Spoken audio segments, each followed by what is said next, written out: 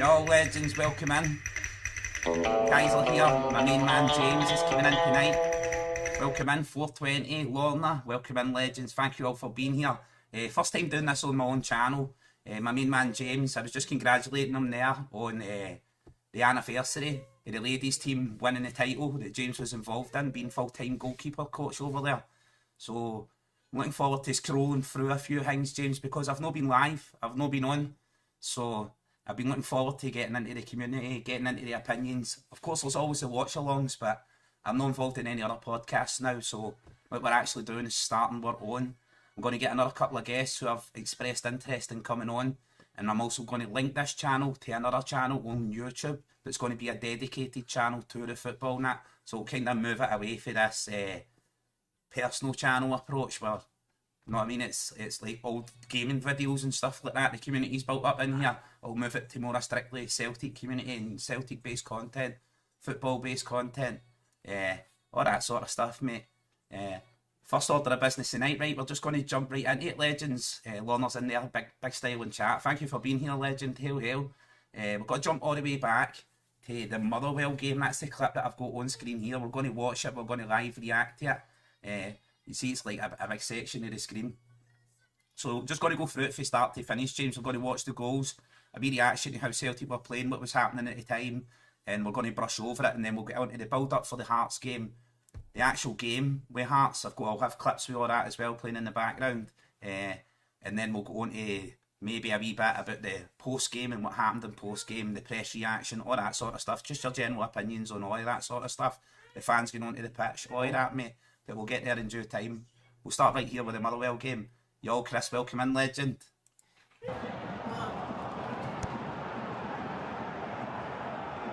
Just make sure you can hear that content and all that, James. I can hear it here, but nothing about the game yet. The footage of the game. I'll remember it.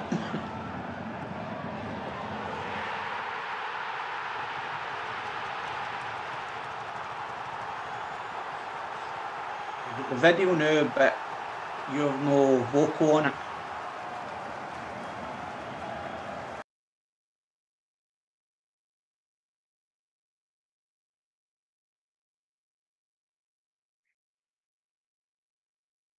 Can I hear you? Right, you can hear me in here, mate. It's because I turned the microphone off while the Right, game I was can playing. hear you here. I'm so No sorry, problem. man. Right, it was just the first goal basically for Motherwell. A well-worked chance for Motherwell, mate. I'll just skip it back just a wee bit and you can see it on screen. If you're watching the stream at the same time, right, they work the ball out to the right, they work it back in towards the middle, create a bit of space, ping it back to the right again. Guy does well to bring it down for high in the air. It's a good cross. We head it clear, breaks to the edge of the area, and the Motherwell player strikes it into the bottom left-hand corner, mate.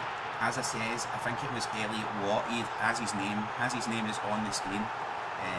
So, what do you think about that? What did you think about the way we lost that goal, mate? We're defending and stuff for that.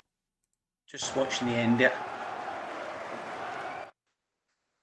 I'm looking at. I do think the goalkeeper can do a wee bit better. I do think the goalkeeper can do a wee bit better.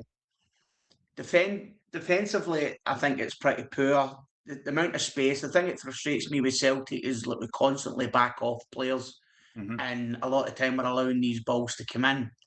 So we've knocked it back outside. It was a great touch before the cross comes in. Knocks it out, cleared out, straight onto the volley, takes a nick, takes a bounce in front of the goalkeeper.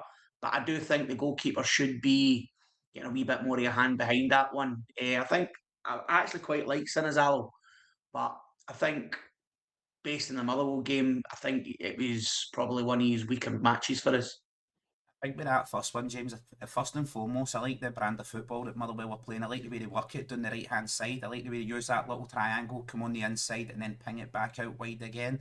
Really taking advantage of when Celtic try to come narrow and crowd the box to spread it wide once again before getting it into the box. And of course, when it breaks to the edge of the area, mate, for me, it was a good strike, right? It takes a wee nick off, I think it's Callum McGregor it nicks off, and then it takes an awkward bounce in front of the keeper.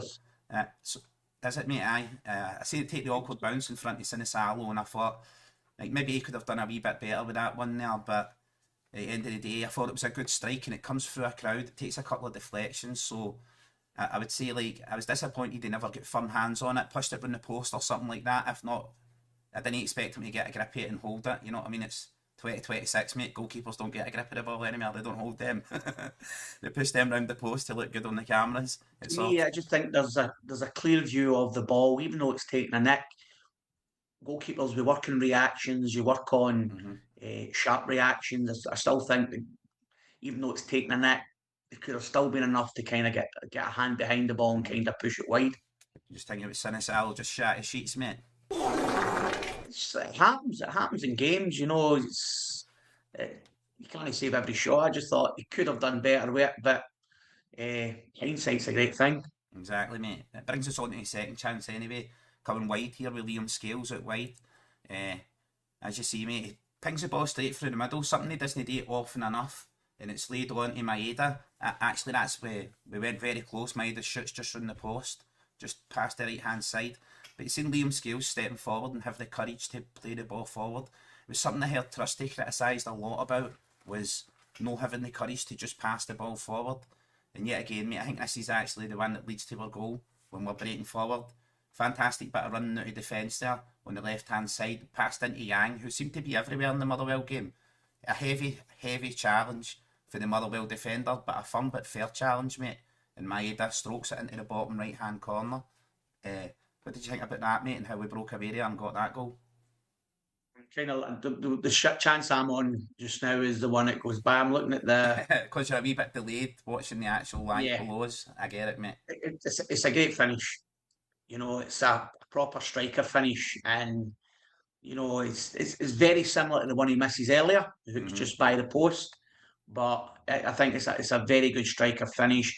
The space Yang has actually got himself into is pretty good, and it's a lovely finish. You can't take anything away from the striker with that one. Mm-hmm. It's early in the season. There's people turning and saying they'll drive him to Germany and things like that, but Maeda, when it's come into the break, when it's a time that championships are won, this is where he stood up this year, and he showed why he is a class player.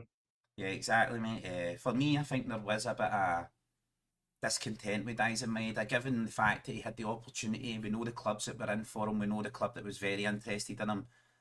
There was reports of him cleaning out his locker at Lennoxtown, mate. You don't clean out your locker unless you're definitely going, in his eyes anyway. So, like, I think he kind A of... large part, I think it's a large part to do with it as well. I think is there was a lot of talk that his family had remained in Japan, so for Mm-hmm. a large part of the season, he's been living in Glasgow on his own. So in the past, 2 months since his family's sort of come back into Glasgow, Mm-hmm. he seemed a lot happier on a football park anyway. Mm-hmm. And he's got himself moving again. Maybe it's a same situation as Yang. As soon as the family comes, the wife's Women back weak in over. legs, mate. Women He's weak in happy. legs. Yeah, I get that, mate. Now that his family's come over, then surely that will make a difference to him. I'm just noticing some of the comments come in there are a wee bit bigger, with 420s there. I understand, mate, right? For me, I did think Dyson was a wee bit disheartened that he never got that move to Germany. He never got that upgrade in wages. Maybe he felt it was like kind of time that he was moving on. Uh, it is feeling like that time for Dyson. Definitely at the end of this season, my man. I would love it if the board could move heaven enough to hold on to him. You know what I mean? I would absolutely love that. But With Dyson, I don't think it's anything to do with his wages because Celtic offered him another contract which he didn't sign, so that would have put his wages up straight away. I just think he's sort of run his course in Scotland and he wants to try and mm-hmm, see if he can make it. If you look at the Japanese squad, they've got a lot of players play in Germany, Italy, and they're sort of spreading out the higher leagues in Europe. And I think he's just got to the point now where he feels that he wants to give that a try. he challenged himself at a higher level. I'm just going to play this chance now, mate, right? And then I'll give you a chance to react to it. So usually it will play through once, and when it gets to the second replay, you'll probably see it happening. So I'll ask for your opinion then when it happens. Basically, Motherwell turn the ball over in midfield. It's a fantastic turn for the midfielder. He plays it all the way through to the left hand side. Another good run. really exploiting our weaknesses. Motherwell didn't score for us, mate, but it was displaying like we were a wee bit frail at the back when teams were breaking onto us. I think it was the young guy from New Zealand who picks up the ball and goes on the run. I can't remember his name. Elijah Just, is it? A very good player, mate. I've been very impressed with him this season. I'm just waiting to see what's happening here, mate, on the game. Sorry, as we're moving forward. I'm trying to get it to the actual chances so as we can talk about the actual chances.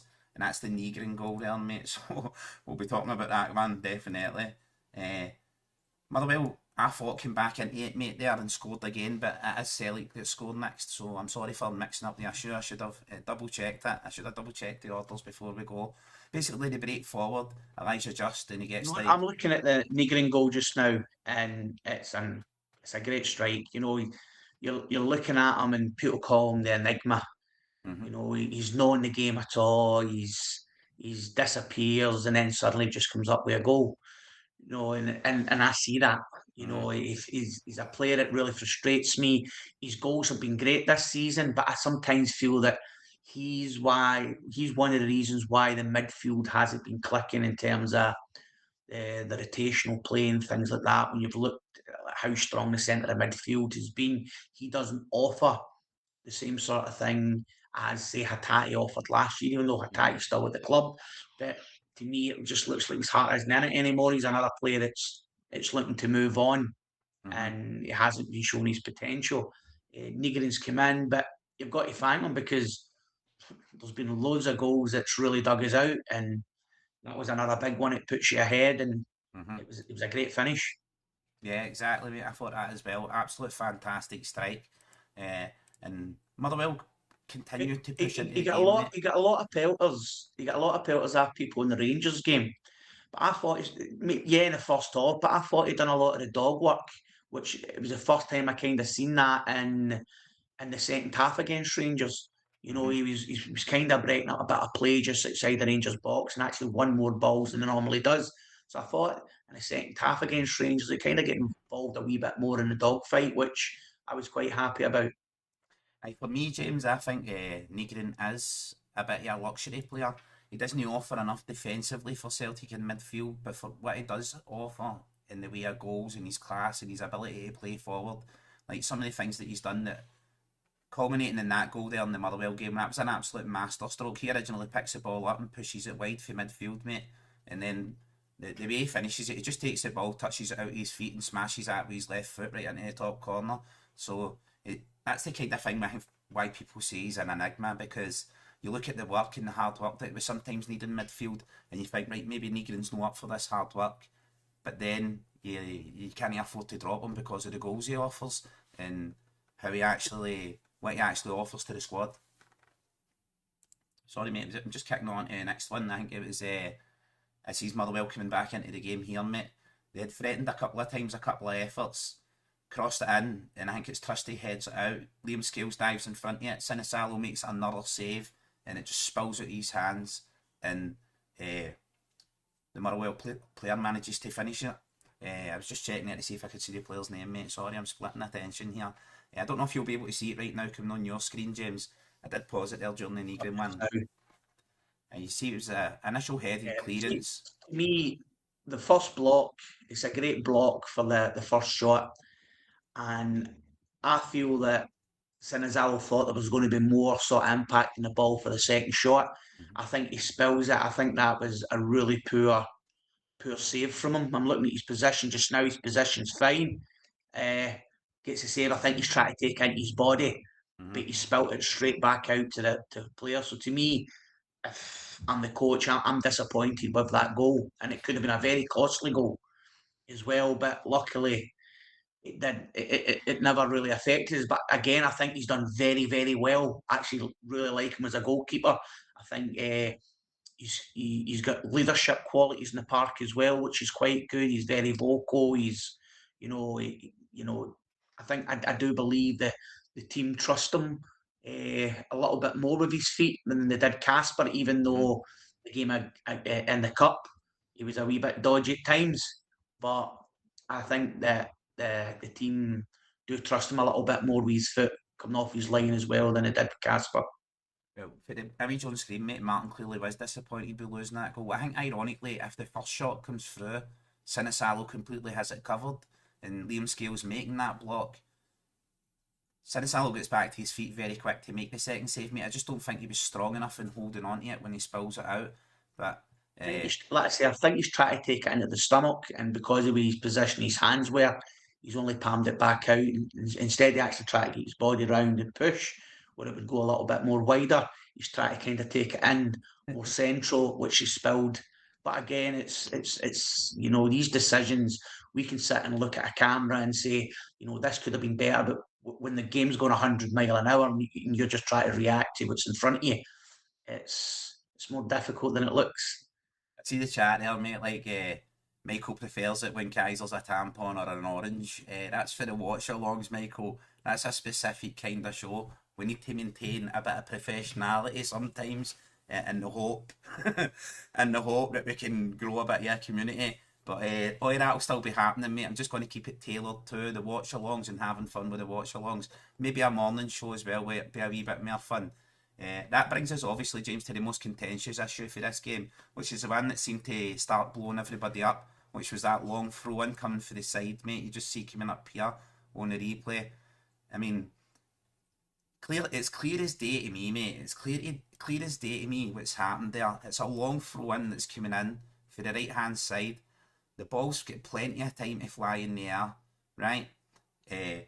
As it comes in, the two Motherwell defenders are pushing Trusty right here, as you can see them pushing him around the box, mate, right?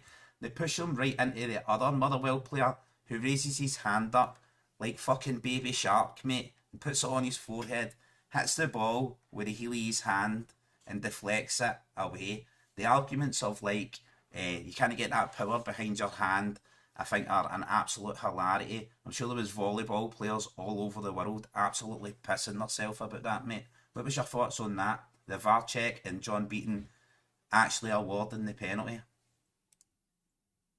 I think Beaton was very brave in awarding the penalty, especially we being basically the last kick of the ball. I think it's a very, very brave decision because I think he knew that, and this is why I believe, like, I think it depends on who you are and what you see. Now, when I look at that as a Celtic man, it's 100% a handball. 100% a handball when I see it. But in saying that, I think it's a penalty, it's a handball. I would claim for it. But if it was against me, I'd be a wee bit annoyed. So I can kind of see it in both sense. But if you want to go by what the handballs have been all season, for people like Gary Lineker to come out and say it's the worst decision he's ever seen. Obviously, he didn't watch his the League Cup game against Rangers where Ralston gets pushed to the ground with a Rangers player as he's falling, pulls his hands into his side, and the ball hits his elbow, and they're given a penalty for that. I just seen So there's been many decisions. I was talking to someone and I said a few weeks back, I said, if Celtic actually win this league, it will break Scottish football. I've never seen a victim mentality so much from the other side of Glasgow and how it's been for the last, 5 weeks for Hearts and things like that. Totally broken them. The hysteria on the decisions. Now, John Beaton is a well-known Rangers fan. Andrew Dallas, whose father was struck off the SFA for anti-Catholic emails getting put through the SFA, okay, known Rangers fan, have given Celtic a 90-odd minutes penalty. They've not done that because it's corrupt. They've done it because they thought it's a penalty and have brought it forward, and it's been, in my opinion, rightly awarded. I think they just thought the eyes of the world are on us. It's crunch time in the season. We can't afford any jiggery pokery. And some of the decisions I've seen people complain about, mate, I think were actually fantastic decisions. Like in the Hearts game, when their player heads out towards the corner flag, sticks his leg out and then falls down, doesn't get the penalty because of Reedus. I've seen people on various shows complaining about that as if that was a certain penalty. For me, I looked at this incident with Austin Trusty and I thought to myself straight away, the throw-ins are long throw-ins, so there's plenty of time for the ball in the air. There's plenty of flight time, plenty of time to see the ball. The two defenders are pushing Austin Trusty. There's a claim right there for a penalty kick being pushed in the back. Trusty goes into the challenge. The defender who goes up for the ball obstructs Trusty by putting his elbow into his neck and the side of his face, and then hits the ball with his hand. Trustees tried to play for the penalty with the elbow, but was lucky enough the penalty was given for the handball. No, I think the guy leans on him with his elbow, right, James, and then he deflects the ball with his hand, and then he throws himself backwards in some sort of vain act, like he was at the peak of his jump, and when he throws himself backward, he actually lashes it with his hand and hits Trusty in the side of the face with his hand, and that's what you see Trusty rolling about, plodding his face in that for as well. And obviously he's jumped in an unnatural position. He's had a player pushed into an unnatural position and then jumped and had a player leaning on him before getting elbowed in the neck and karate chopped in the face. And the player coming out and swearing on his Wayne's life that his hand never touched the ball is an absolute abomination, James. How do you think his wife feels about that? What I think's funny about that is the night of the game, when it finished, Andy Halliday comes out and says, I spoke to him and he said to me, he doesn't know if it hit his hand, but he doesn't think it does. So 1 minute he doesn't know, but he doesn't think it does, and then the next day he's out saying, "I swear in my kids' lives it doesn't hit my hand." Now you see the different narratives by hours that went. You've got certain people in the media saying, a ball can't hit a hand and go that distance, and then when other images come out showing it hit the hand, then it's it might have hit the hand, but it was Trusty's motion that moves the hand in the road of the ball. It's still Trusty's fault. And then after that, once that was kiboshed, it came, it was a foul throw because Ralston's toes on the park. Now, the IFAB rules state that you can have your toe on the park as long as a part of your foot is on the line. Yeah. So. Right, and then, of course, mate, big Ian Nacho, big balls of steel, steps up, and I was absolutely bricking it. The pressure on him, mate. First and foremost, Liam Scales holding on to the ball over the penalty spot, mate, and just like holding that territory was fantastic. Again. Done it again at the weekend, mate. So I'm glad. If you watch, if you actually go back, if you look at the footage of the one at the weekend, Hearts players constantly try to get to the spot, and there's 4 or 5 Celtic players trying to stop him. And there's one point that a Hearts player actually hits Trusty on the throat. Yeah, that's right, mate. Yeah, I've seen that as well. And these things all get looked by. I'm looking at the penalty just now, like you said, that's balls of steel. The pressure that penalty had on him, I would definitely sign him up for another year.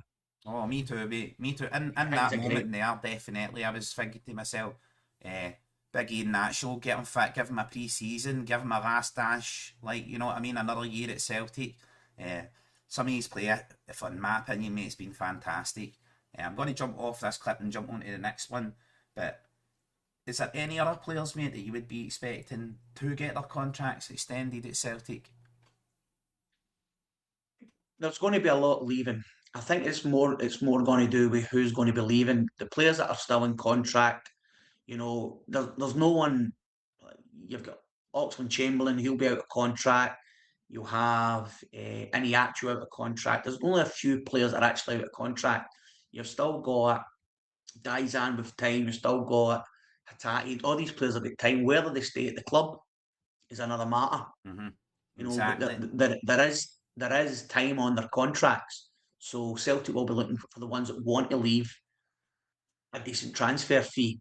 But all your loan players, I don't see any loan players being kept, maybe other than if you can get Sarachi. But all the other loan players, so you're going to have a lot of money through wages coming back that can go back out, and you are going to get rid of a few players. Yeah, mate, and obviously the Fiore after that game with the handball incident and the way the media reacted to it absolutely blew my mind. But I always remember being told when the forces of darkness are angry, you're doing something right, mate. So when Gary Lineker, who I had actually gained a bit of respect for Gary Lineker, mate, when he came out in the press and said that he was in support of the Free People of Palestine with the absolute genocide that was going on by Israel, and the Green Brigade pointing to that, we show Israel the red card and Gary Lineker getting behind all that. I had a wee bit of respect for him due to that, but I'm just jumping on the bandwagon here as for me, it's Stanker redemption. He's trying to seek redemption, and he's trying to carve his redemption out of the very thing that he feels cost him it, and that's Glasgow Celtic, and for aligning his opinion with Glasgow Where Celtic. where I feel a lot changed. I thought Derek McInnes, he came out saying a lot of things. He was building a siege mentality with his club, with the players, with the club. That but he was doing it in the sense that the SFA don't want us to win it. We're getting cheated. So, this is how it goes. Everybody's against us. I felt Martin O'Neill played it even better because he built a siege mentality, because he brought it out as the whole world, the way the media is going about, everybody wants Hearts to win the league. Mm-hmm. There are only two people that want Celtic to win a league, is Celtic and Hibs. Everybody else wants Hearts to win a league.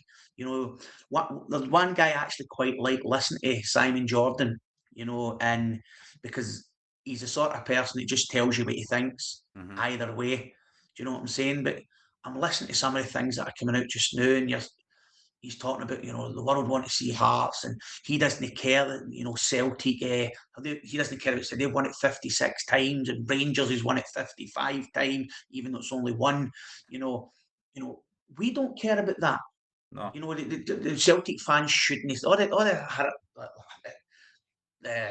talk about going on the party after the game. Well, I technically disagree. I think if the supporters, should have stayed and celebrated from the stand so we get the cup out and things like that. But first, We'll get to that, obviously, mate, because that's at the end of the game. So, I wanted to talk to that. It's euphoria, and to turn around and say that how dare Celtic do it because they're used to winning. They've got to have more class because they're used to winning. Now, we've had everybody against us this year in terms of wanting Hearts. The Hearts are going to win it. Celtic have no chance. People like Hugh Keevans, Celtic were sitting second in the league, a couple of points behind Hearts. He said Celtic have still a 0% chance of winning it. Rangers have got at least a 25%, Hearts 75%, but Celtic are a 0% chance. And you had all the other ones come out. Celtic have no chance, constantly talking down. So see, when people are talking down about your club, you're going to feel more defensive. So when you get that over the line, the euphoria is even greater. It gets built up and built up and built up. And when the match is on, to me, you said today, this is 2 years since we beat Hibs 1-0 to win the league. And that was one of the hardest games. I remember sitting on the bench with Elena and the other coaching staff. And as the game was going on, they were getting nervy. They were kind of itching about, and I kept saying, don't worry, plenty of time to go. We're going to do it. We're going to do it. And then it came to the last 15 minutes, and I'm climbing the wall of the dugout, and Elena's telling me to sit down and shut up. There's still time, and we get that last minute goal. And that's how I felt at the weekend. Very, very similar. Going into the match feeling very confident. We're going to do it. All we need to do is win. We win the league. And I was feeling confident. And then they score the goal, and then we get that one right before half time. And my personal opinion is, see if that game went to 0-0 at half time, I think it could have been a very different game. Because Celtic getting that goal now, being in the crowd, as soon as that half time whistle went, the noise from the fans were unbelievable. It was so loud. That penalty right before half time really energised the Celtic fans. Now, if we didn't get that, and even if Hearts didn't score, a few more defensive passes, Trusty, they were allowing Trusty on the ball all day. And because he wasn't getting the ball moving into these channels quick enough, because Hearts were just sitting deep, the crowd have started getting more frustrated. Yeah. The atmosphere could have been worse, but getting that goal just really energised the fans. And then right from the start of the second half, the noise was loud, and the atmosphere was brilliant. And then as the game goes on later, you start getting that wee bit of itch now, and then you see any actual hit the post, and you're thinking to yourself, this isn't coming. And then to get the goal, the elation, it was just unbelievable. Yeah, I just had it playing in the background, mate, as you were going through it. I tried to stop you for talking about it so as we could go through it step by step, but you were right on to the end of the game, dominated it. It was no stopping you, it was disgusting, my man.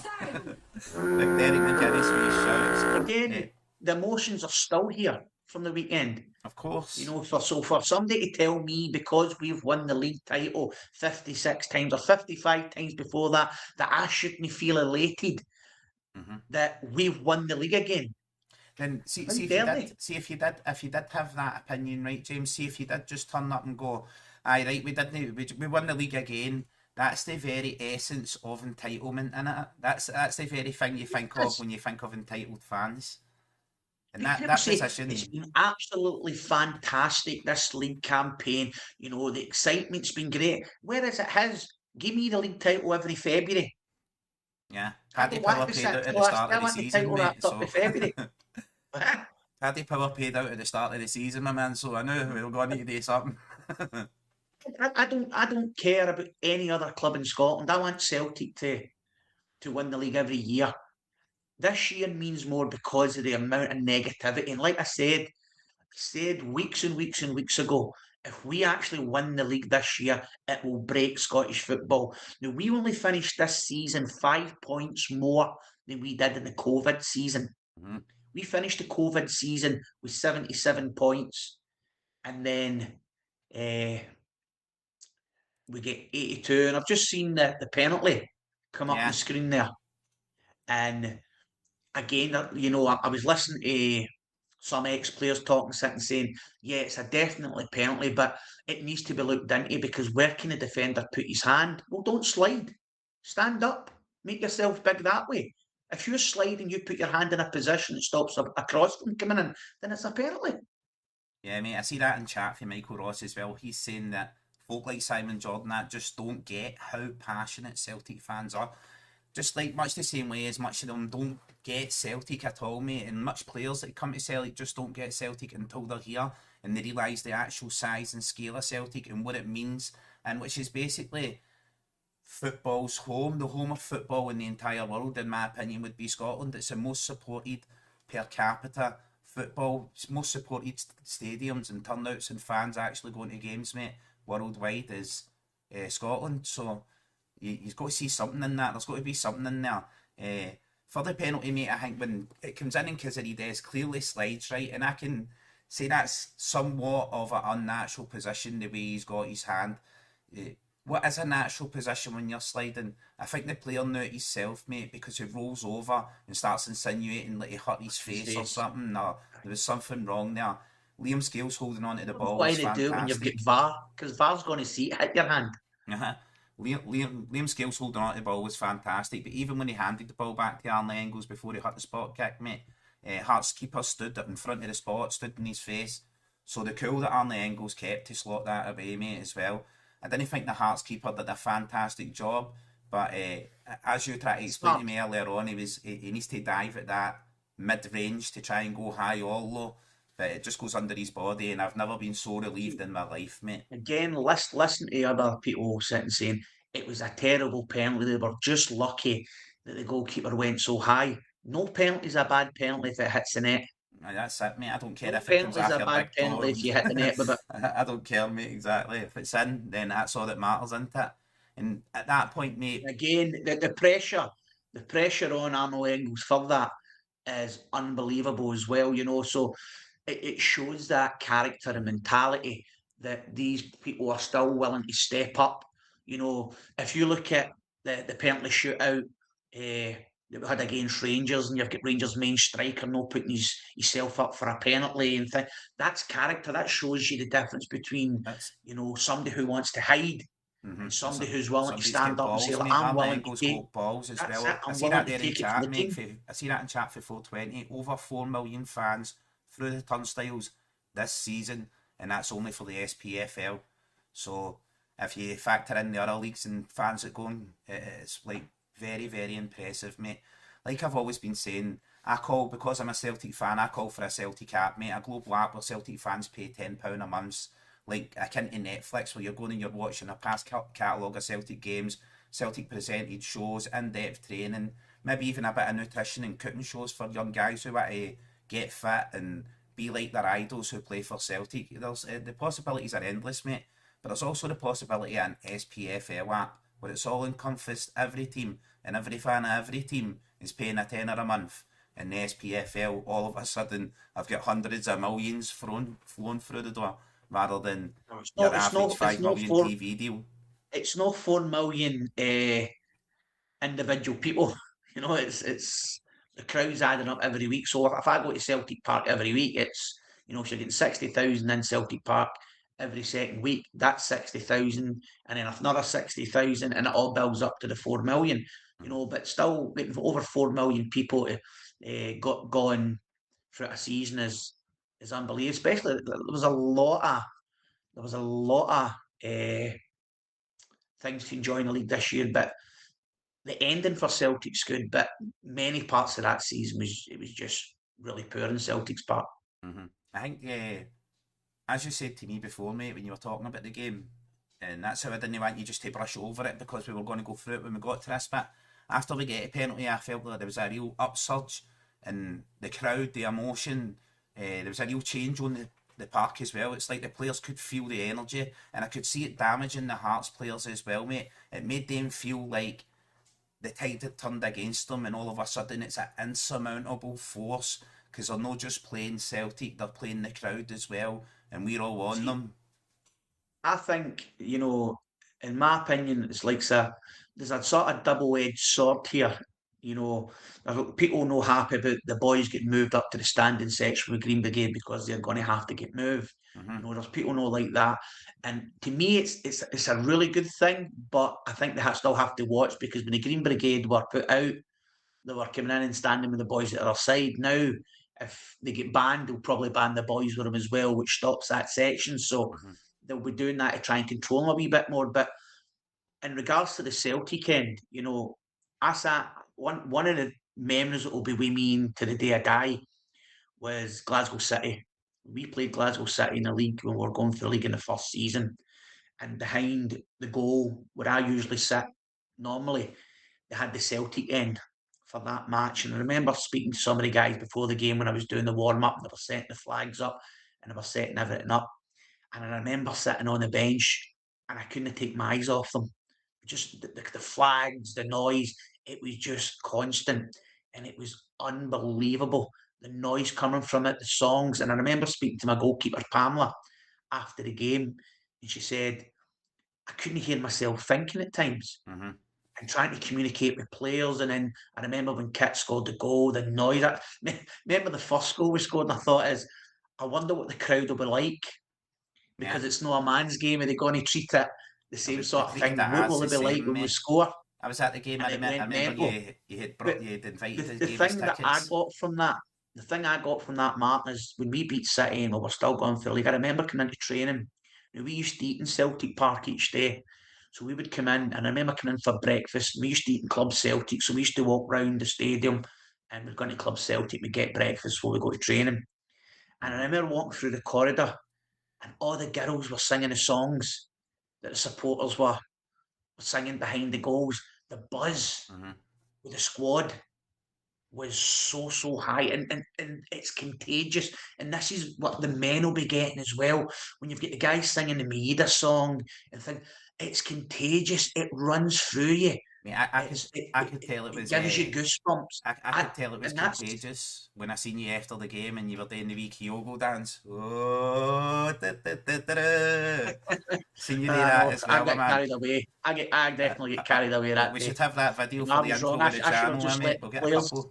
players in France. Fran liked the attention. I should have just left that way with the players in France. I should have stepped back. But again, it's the emotions that run through you when you're still kind of fighting for the league and things like that, and it runs away. But that's one thing when I think about that the Celtic end. That bit behind that goal was something different.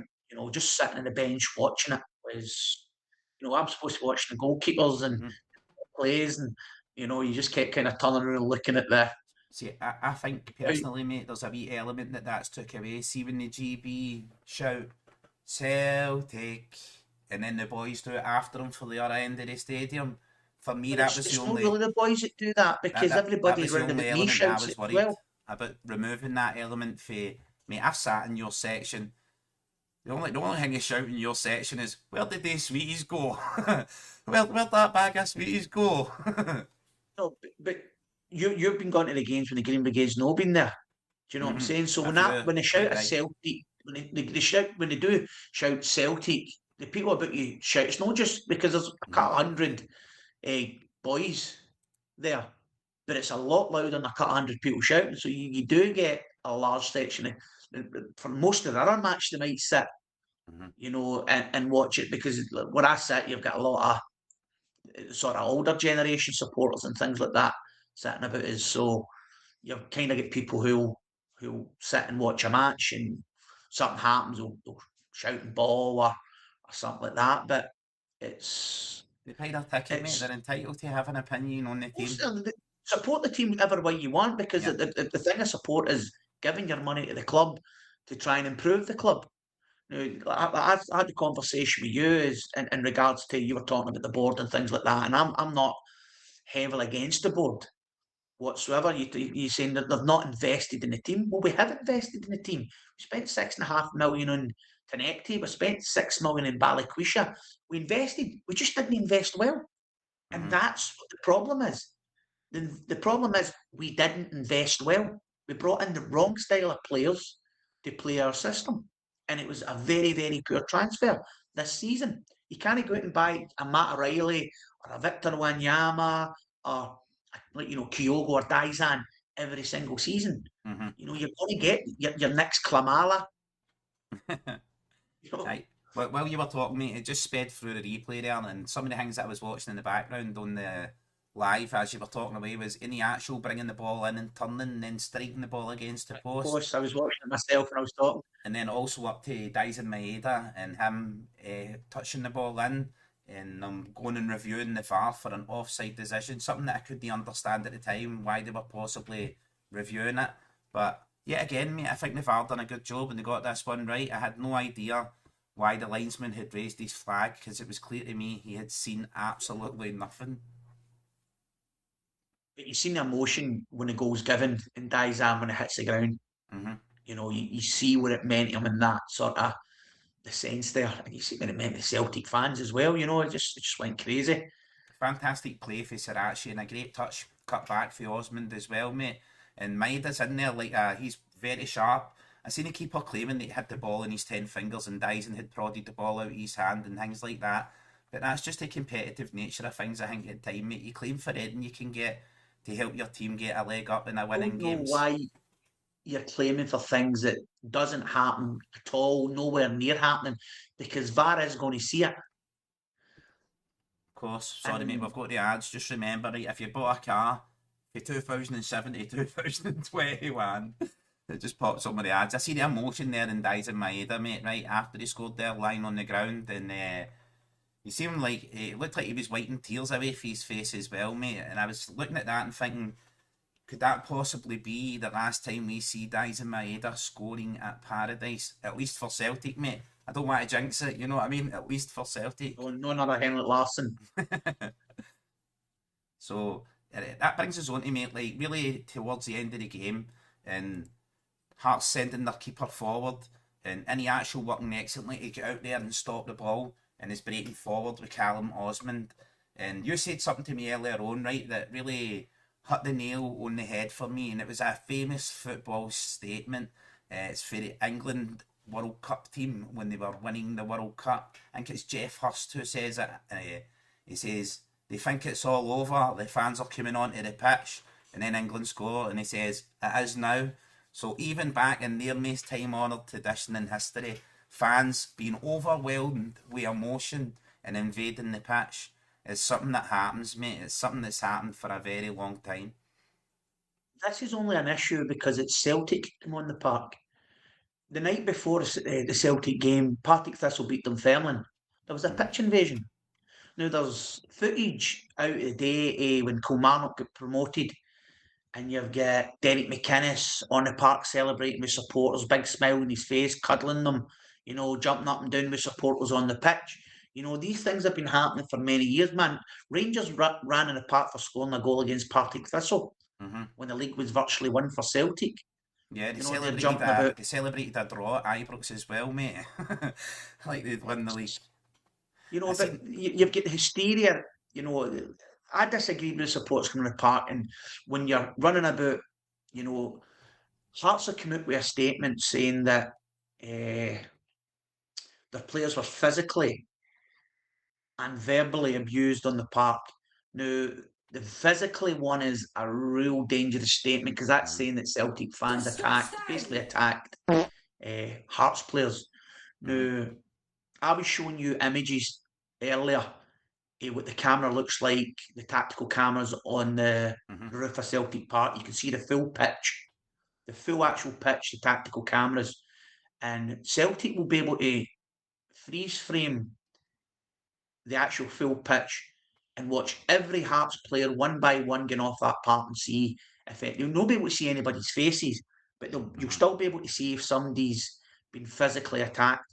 Now, you've not had any TV images, you've no social media images whatsoever of a Hearts player being physically hit. You've got Shanklin barging into a Celtic fan, and then you've got the Hearts player knocking a mobile phone at the hand and stamping it twice, and then you see the guy whose phone it is try to push him away from his phone. Yeah, mate. So It's so many days it's after the actual event. If there was any sort of footage where I'm looking so much to tarnish the name and reputation of Celtic fans, if there was any sort of footage of Celtic fans on the pitch doing anything untoward, it would be all over the media right now. I think there was things I seen. I didn't agree with like players of other teams being like goaded in their face, but like when players score goals, mate, you've said it yourself, they run and they celebrate in front of fans. Fans need to take that in their stride. It was a very tense, pent up time, mate. See if he actually. I said earlier on, I understood the fans coming on the pitch where Callum Osman scored. See down in that bottom corner where you get an overwhelming and the fans coming on, but fans at the other end of the pitch and all that spilling onto the pitch. I'm like, what is going on with this Jordan and the policing at the side of the ground? I'm actually just looking at it on the screen here, mate, and I can see the level of stewarding right round by where the Hearts away fans are and right round towards the GB. It looks like it's well stewarded, well maintained. For me, mate, it's an overspilling of emotion. I think to the credit of the Celtic fans if that this they. game's played at Tynecastle and Hearts won the game, that park would have been absolutely full. And who was to say that there's history, there's precedents at Tynecastle where Neil Celtic Lennon staff was members being attacked there, attacked. mate. Mm-hmm. But there's no precedent of any player. I remember we played Valencia Mm-hmm. in Europe, and I remember I was away. I went to the away match, and I remember sitting in a cafe across from the stadium, and there was a big fight with supporters outside it. And I remember Canizares, who was one of my favourite goalkeepers growing up, turned around and said they were in the changing room and they could hear it, and it was very intimidating. Mm-hmm. And then when he came to Celtic Park and he played Celtic at Celtic Park, and they put us out in penalties, and he said the noise, everything was so loud. He said, but at no time did we feel intimidated because we knew the crowd Mm-hmm. were good. So they weren't. Teams haven't. There's no history of players really being intimidated at Celtic Park. AC Milan's goalkeeper Dida, mate, he nearly got his head Well, took maybe off apart with from a that one, right? clothesline. I know, but the guy combed his eyebrows and he fell down like he'd been shot. Exactly, exactly. I'm just looking at some of the scenes here, mate. It's for just right room for your section a wee bit, just in front of the boys. This person looks like they're sitting here, and you can see Callum Osman breaking away. No, it's actually next to the GB, just next to the GB in the standing section, finishing off the chance, mate, as he breaks away. And you see initially people starting to spill onto the park, and the stewards hold them off, and then they just let them breeze through. I suppose these guys only paid enough to You really. get to that point where you can't hold them back anymore. There's that many people. You get a hold of It's one person, but you've got five people running by you. There's nothing you can do. Yeah, and I'm just like, as it's playing in the background, mate, I'm just looking over it, and you're looking to see what's actually going on. I can't see anything untowards. And I did see the footage of the Hearts player smacking the Celtic fans' phone out of his hand and then stamping on it. So all credit to that guy for keeping his temper, mate. Because if he'd hit my phone at my hand, I'd have done a wee bit more than just push him. So I would have probably have gave them everything they were looking for, mate. I would have been that guy in that video who was throwing punches, and it would have been worldwide press. Me and my beer bellies, you know what I mean? So, Again, it's like you get other teams in the park, and then you get the media talking about how it's a great thing.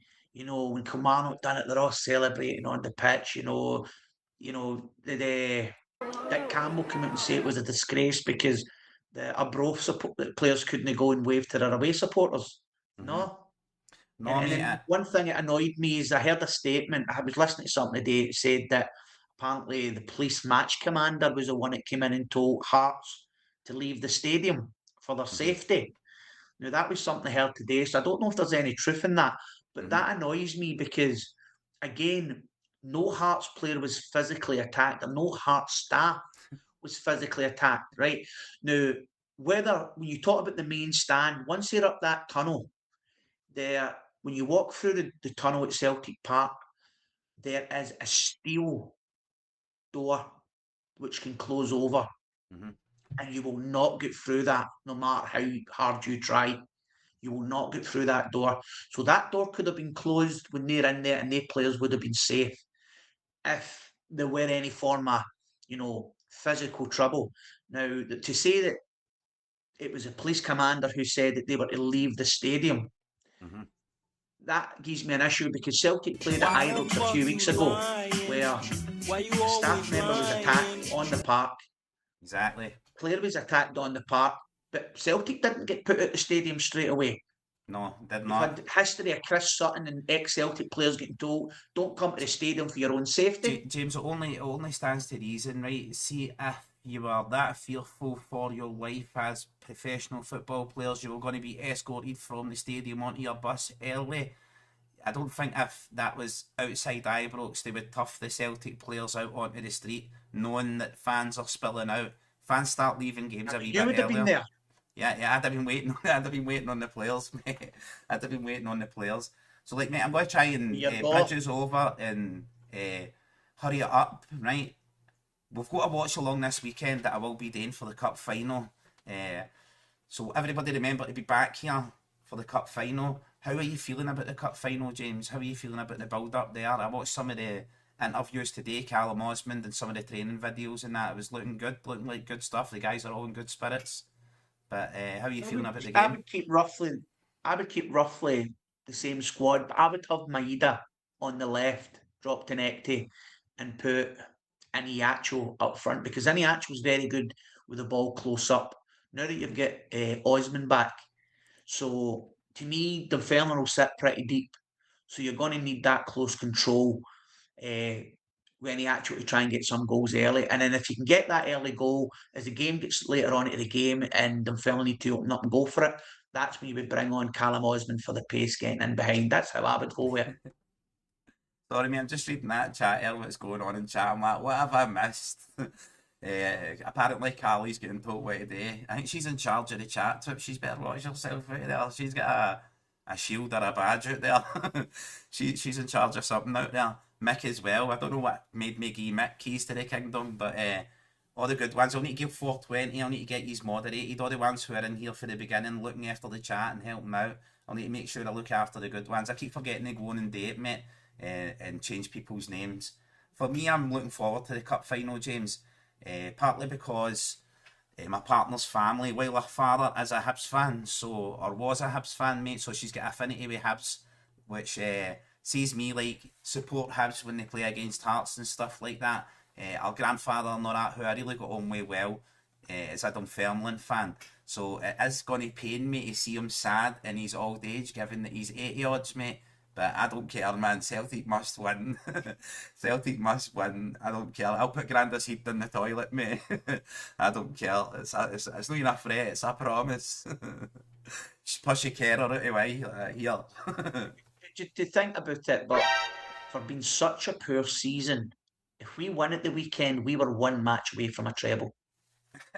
With a carnage of 3 managers and all that, we're one match away for a treble, and it's been a nightmare season. Yeah. Like Davy G's like, keep your spanner. Keep your spanner. Whoa. Keep your spanner, buddy. Stick it right up your arse. Right, Davy, look. I'm supposed to be behaving in here, mate, right? Well, no bad boys on this one. This is the professional. This is the professional I don't mind if you sit here as a tampon. Aye, you wouldn't. You use them on your bum. You've been using them for anal leakage for years. You're caught. You better not start me, James. I'm saying nothing. I know where you can go. You You better know not too much start me. about me. Exactly, mate. Best pals since we were young. Look, everybody, thank you for being in here. I'm looking forward to the cup final. I will do like another wee build-up show, getting closer to the game. Maybe me and James will get back on. I'm going to see how many shows we can add through the week, and do more like this, as well as the watch-alongs and having fun. I have been thinking of doing a sort of like little breakfasty show with a bit of music and a wee morning update on what's been happening with Celtic over the night. I've been downloading a few audio things for it. I've got this one for Turn it on and rip the knob I know you off. can't One of the other things we were talking about as well is for the community that you want to help grow.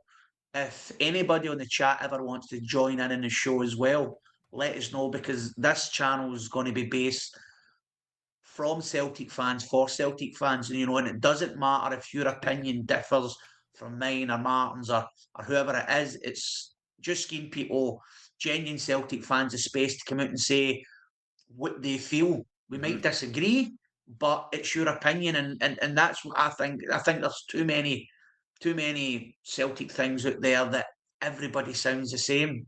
You don't get too many contrasting views, so it sort of pushes down one line. So Maybe we when want you, to when you kind of give build a people community where everybody's got their say. when you give people contrasting views, they don't bring you back on the show anymore, mate. That's unfair, because then that's no letting that's not allowing people to act, genuine fans, to say what they feel. Whether, for example, if it's the board, if you agree with the board or you don't agree with the board, you know, you can have a conversation with that without, and it'll be just deemed as, well, that's your opinion, as long as people are respectful. But it just allows Celtic fans to have their genuine opinions on what they feel about Celtic, and we want to bring more people, genuine supporters, into the conversation, not just me, Martin. We want to bring yous into it, where Of you course, can mate. get involved in it as well and The fact of the have matter your say. is, opinions are malleable. They're subject to change when you're presented with more facts. Opinions aren't set in stone, and see, if people who do have opinions that are set in stone, you should probably take a look at them and think, why are they set in stone? There is some things that I've got opinions on, mate, that are absolutely set in stone. Some like big life issues and things like that. You know what I mean? They're set in stone for me. Some people's behaviour in society, that thing I don't compromise on like that. But when it comes to opinions on football, the running of Celtic, I think one thing we can all agree on is we all love the club, we are all Celtic fans, and we only just want to see Celtic be the best version Celtic can be. I'm not suggesting like world class, but you put that down as a marker and you make a roadmap towards that, and you push the club towards that, you develop the club, you do everything in your powers to do that, mate. For me, I don't think the board do that enough. While they are very good businessmen and they do a good job running the club and making money, I just don't think they invest enough of the money back into the playing staff. But that's one for another day, mate, because I'm not getting you started on that. I know you'll like a power boat. You've got wee pictures of Dermot Desmond up your wall with wee kisses not on it. So we'll get to talk about that when the rest of the chat can shout I at just you. love the moustache. I can't grow one, so. But So like I've moustache. told you, people don't see a lot of the background. Like, people don't like the stories I'm telling you about Celtic being that close to buying a Spanish club years ago, and things like that. EU San Andreu club in Barcelona, very, very close. It get pulled out in the last minute due to other circumstances. There's lots of things that go on in the back that people don't know. But we will Do talk you know what I'm about that, mate, saying? because I wanted to schedule that for another show where we talk about that individually. And the trip to Spain, how we ended up in Spain, how you ended up meeting people in Spain and getting associated with these kind of people that put you in the position as somewhat negotiating this deal, mid-term level, getting in contact with people who put this deal in place. But that's one for another time, right, mate? So I'm going to say to everybody, thank you very much for being here. If you're new, make sure you're hitting subscribe and hitting like. Share the channel out. We're going to grow it. I'm going to start streaming on 2 channels on YouTube at the same time, preferably so as we can build the other channel up while still having the audience knowing where to find us over here. So we'll be back again, definitely for the game at the weekend. We'll have the watch along for the game, and I think we're going to try and do another podcast maybe Thursday night. I'll see how James is available, and I'll see if I can get anybody else to come on as guests as well. If you want to take part, please let us know, because it's about all Celtic fans. So if you want to get involved, let us know. We'll happily bring you involved in it as well. Yeah, definitely, mate. That comes right into there, like Michael's saying. The board will effort up yet again before the Champions League qualifiers. The hunt for a new manager goes on, mate. What's going to happen in the future? Martin O'Neill as well, who I think's put his hat right in the ring for it. But all this we can talk about on Thursday, mate, when we come back on, right? So, hail, everybody. Your cycle. What? Hail, legends. You say bye. I'm not, you're not talking about legends. Hail. Stay blessed, legends, right? 56 titles. Take care.